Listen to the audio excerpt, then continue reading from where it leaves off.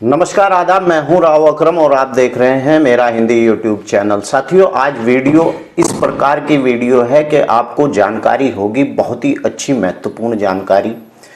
हम जानेंगे कि ऐसी कौन सी भूमि है जिसके ऊपर भूमिधरी अधिकार उत्पन्न नहीं होते और ऐसी भूमि को लोक उपयोग के लिए खाली ही छोड़ दिया जाता है। आज इसी प्रकार की भूमि के ऊपर मैं चर्चा करूंगा और आप लोगों को बताऊंगा कि वह कौन सी भूमि है और किस प्रकार की वह भूमि है और ऐसी भूमि के ऊपर भूमिधरी अधिकार उत्पन्न नहीं होते, यानी कि मालिकाना हक नहीं उत्पन्न होता है। अगर कोई व्यक्ति ऐसी भूमि के ऊपर कब्जा भी करता है तो ऐसी भूमि के ऊपर कब्जा करने से कोई फायदा नहीं, केवल वह अपने गले में एक मुकदमा ही डलवाएगा, यानी 122 बी या 115 का एक कोई भी नोटिस उसे प्राप्त हो सकता है अगर वह ग्राम पंचायत की ऐसी भूमि पर कब्जा करता है। तो चलिए जानकारी करते हैं विस्तार से, लेकिन उससे पहले आप लोगों से मेरी गुजारिश है कि मेरे इस चैनल को आप लोग सब्सक्राइब कर दें और साथ में बेल आइकन की घंटी को दबाना ना भूलें। और इस वीडियो की बाबत अगर आप लोगों को मुझसे कोई राब्ता या राय लेनी है तो डिस्क्रिप्शन में मेरा मोबाइल नंबर है, आप वहां जाकर मुझे कॉल भी कर सकते हैं। तो चलिए जानकारी लेते हैं कि ऐसी कौन सी भूमि है जिस पर भूमिधरी अधिकार उत्पन्न नहीं होते। साथियों, भूमि जिस पर भूमिधरी अधिकार उत्पन्न नहीं होते हैं और निम्न प्रकार की भूमि जो भूमि अधिकार प्राप्त नहीं हो सकते, इस प्रकार की जो जितनी भी भूमि है ऐसी भूमियों के ऊपर मालिकाना हक प्राप्त नहीं हो सकता और भूमि जो सार्वजनिक उपयोग के लिए और लोक उपयोग के लिए उस भूमि को सुरक्षित रखा गया हो, यानी कि आपकी ग्राम पंचायत के अंदर।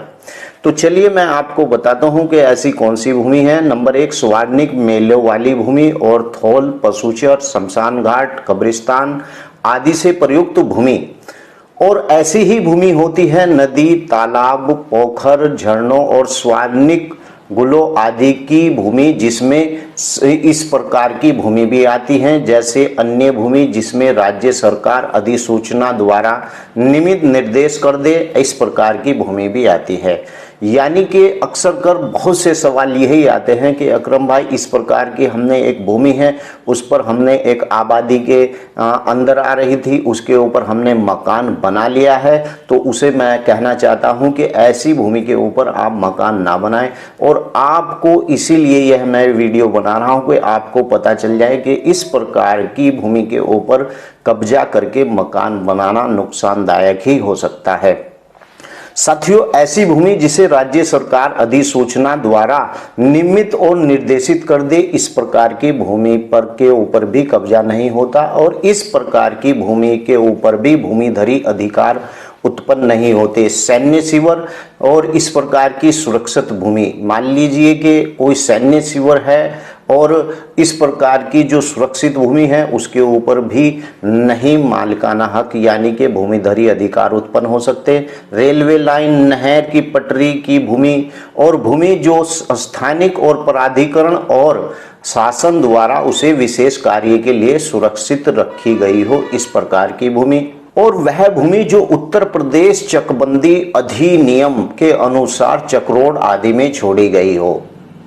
ध्यान से सुनिए यह बात। अक्सर कर मैं गांव के अंदर देखता हूं कि कुछ लोग किसान चक्रोड़ को भी काट लेते हैं, उसके खिलाफ तुरंत मुकदमा होगा। इस प्रकार की जो चक्रोड़ की भूमि छोड़ी हुई है, उस चक्रोड़ की भूमि पर भी भूमिधरी अधिकार उत्पन्न नहीं होंगे, चाहे वह उसकी जोत सारी उम्र करे, लेकिन वह जिस दिन भी चाहेगी सरकार उस भूमि को छुड़वा लेगी और मुकदमा उसके ऊपर अलग से डलेगा उस व्यक्ति के खिलाफ जिसने चक्रोड़ को काट लिया है अपनी जोत के अंदर।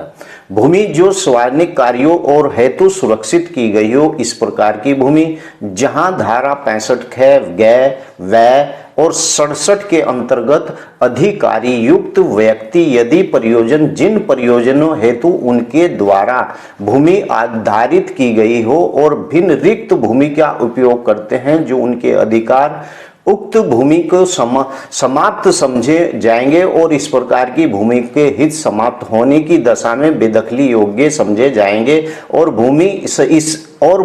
सभी प्रकार के भार और बंधन आदि से मुक्त राज्य सरकार को नियत हो जाएगी। यानी कि इस प्रकार की भूमि के ऊपर अगर कोई भी व्यक्ति कब्जा करता है तो उस व्यक्ति को बेदखली के वारंट हो जाएंगे और उस व्यक्ति को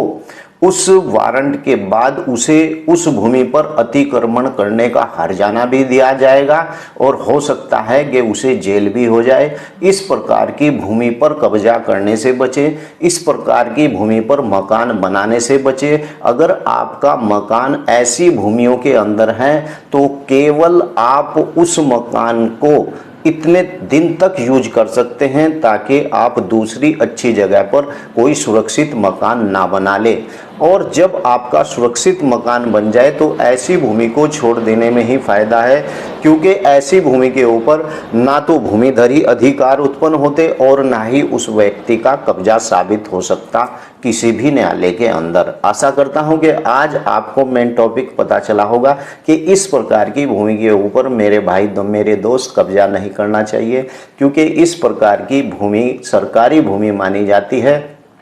और ऐसी भूमि पर कब्जा भी नहीं चलता है। तो चलिए अगली वीडियो में मैं आपको बताऊंगा कि आबादी से संबंधित किस प्रकार का आवंटन होता है और कैसी भूमि के ऊपर अगर आपके द्वारा कब्जा कर भी लिया गया है तो इस प्रकार की भूमि के ऊपर आपका कब्जा साबित होगा या नहीं, या फिर आबादी के अंदर किस प्रकार की भूमि के ऊपर आपने मकान बना लिया है उसके बारे में विशेष तौर से जानेंगे।